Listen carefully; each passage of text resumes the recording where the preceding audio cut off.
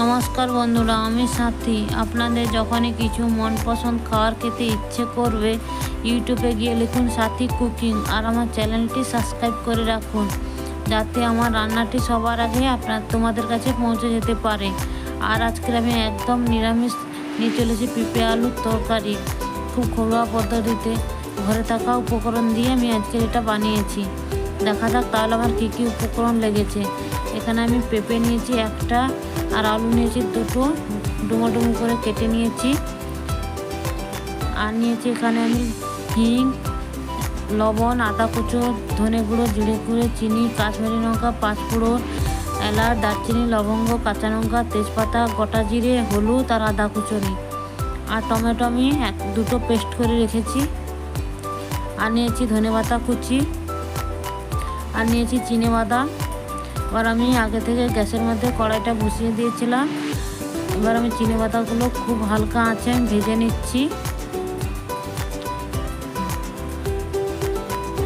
একটু বাদামটা বাকি আছে, আর একটু ভেজে নেব।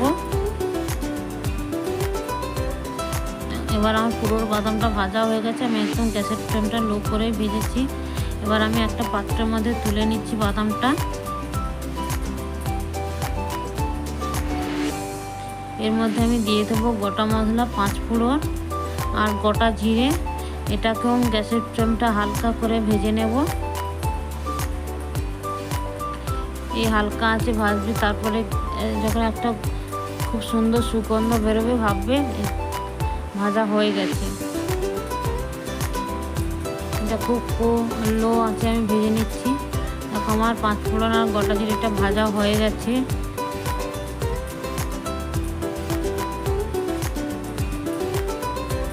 এবার আমি কড়াইয়ের মধ্যে আমি সর্ষের তেল ইউজ করেছি। এখানে তেলটা একটু গরম হচ্ছে।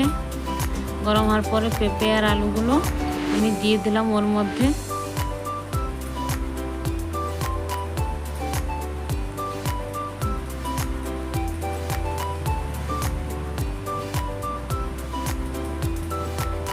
একটু লবণ দিয়ে দেবো। আর পেঁপে আর আলুর কালারটা আসার জন্য আমি একটু হালকা করে হলুদ দিয়ে দিলাম। দিয়ে ভালো করে মিশিয়ে নেব এর মধ্যে।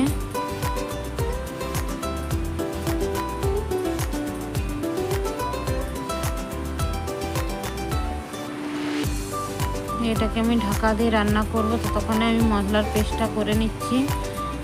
গোটা জিরে আর পাঁচফোড়নটা যে ভেজে রেখেছিলাম ঠান্ডা হয়ে গেছে, ওটা আমি ড্রাই রোস্ট করে নিয়ে চলে এলাম। এরপরে চিনেবাদামটাও করে নেব।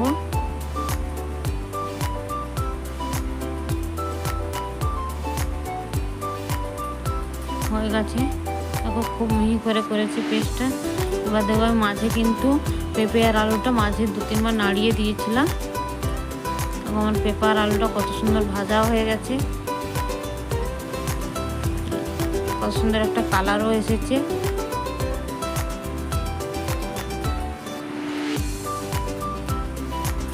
আর ভাজা হয়ে গেছে, ওইটাকে আমি তুলে নিচ্ছি একটা পাত্রের মধ্যে।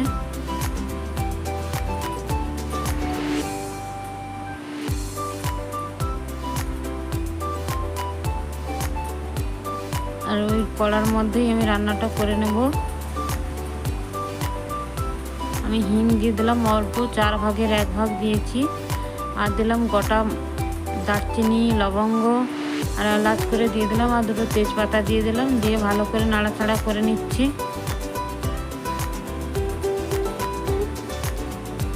আদা কুচুরিটা দিয়ে দিলাম।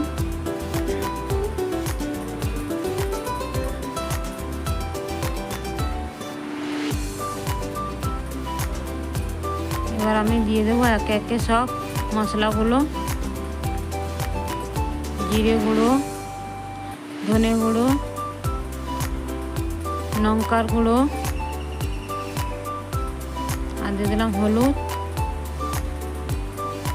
এবার দিয়ে দেবো আমি জল, যাতে মশলাটা না যেন পড়ে যায়। ওর মধ্যে আমি জলটা দিয়ে দিলাম।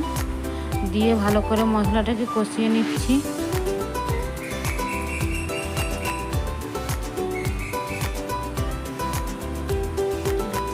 এখন মশলা থেকে কত সুন্দর তেল ছেড়ে এসছে। এর মধ্যে আমি দিয়ে দিলাম আগে থেকে টমেটো পেস্টটা। এবার আমি একটু লবণ দিয়ে দেবো, টমেটোটা যাতে তাড়াতাড়ি গলে যায়, সেদ্ধ হয়ে যায়। এই জন্য আমি টমেটোটার তরে একটু লবণ দিয়ে দিলাম। এখানে আমি পেঁপে আলুতে লবণ দিয়ে ভেজেছি, ওই জন্য আমি একটু অল্প লবণ দিলাম। মশলা থেকে তেল ছেড়ে এসছে, দেখো কত সুন্দর। মশলাটা আমি খুব সময় দিয়ে ভেজেছিলাম, মশলাটার উপর থেকে তেল ছেড়ে এসছে। এবার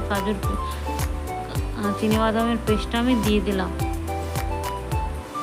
এটা ধুয়ে আমি একটু জল দিয়ে দিলাম, দিয়ে মশলাটা ভালো করে আবার কষে নেব, ভালো করে ভাজা ভাজা করে নেব মশলাটা। যেহেতু বাদাম দিয়েছি নিচে কড়াই লেগে যেতে পারে, ওই জন্য আমি ভালো করে নাড়াচাড়া করে নিচ্ছি আর গ্যাসের ফ্লেমটা লো রেখেছি।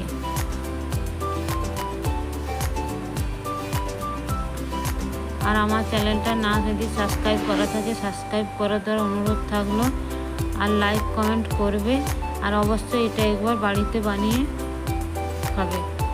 কে কমেন্ট করে জানাবে বন্ধুরা কেমন হয়েছে।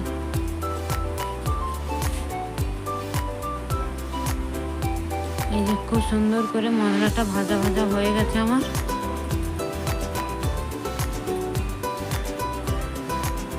এবার আমি দিয়ে দিলাম আগে থেকে পেঁপে আর আলু ভাজা ছিল, ওর মধ্যে আমি দিয়ে দিলাম, দিয়ে ভালো করে এটাকে কষে নেব।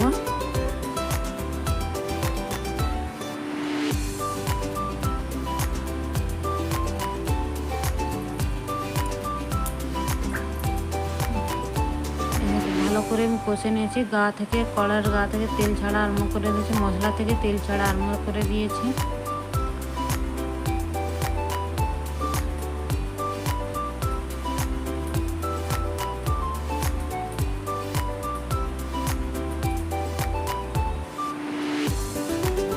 এরপর আমি জল দিয়ে দিলাম।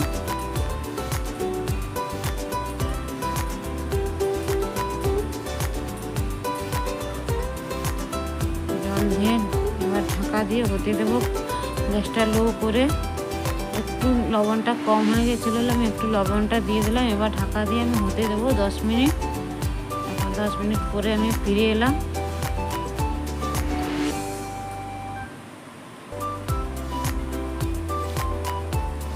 এবার এর মধ্যে দিয়ে দিলাম স্বাদ মতো চিনি, তোমরা চাইলে দিতে পারো না দিতে পারো। আর দিয়ে দিলাম 4টে কাঁচা লঙ্কা।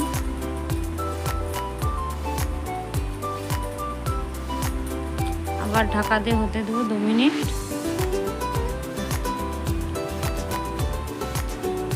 আমার একদম রেডি হয়ে গেছে।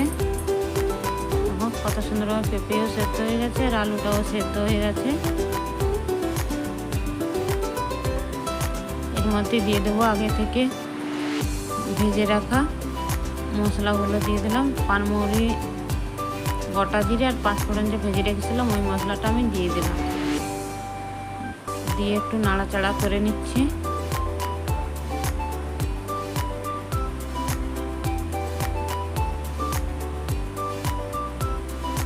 দিয়ে উপর থেকে ধনেপাতা একটু অল্প কুচিয়ে একটু দিয়ে দিলাম। আমি এই রান্নাটা নিরামিষ করেছি, তোমরা চাইলে পেঁয়াজ আর রসুন যোগ করতে পারো। আর একদম রেডি হয়ে গেল পেঁপে আলুর তরকারি। ঘরে থাকা উপকরণ দিয়ে আমি তরকারিটা করেছি। আমি এবার সার্ভ করে দেখাচ্ছি। দেখো, আমার ভিডিওটা ভালো লাগলে লাইক কমেন্ট শেয়ার করবে। আবার দেখা হবে নেক্সট একটা ভিডিওতে। গুড নাইট, ভালো থেকে।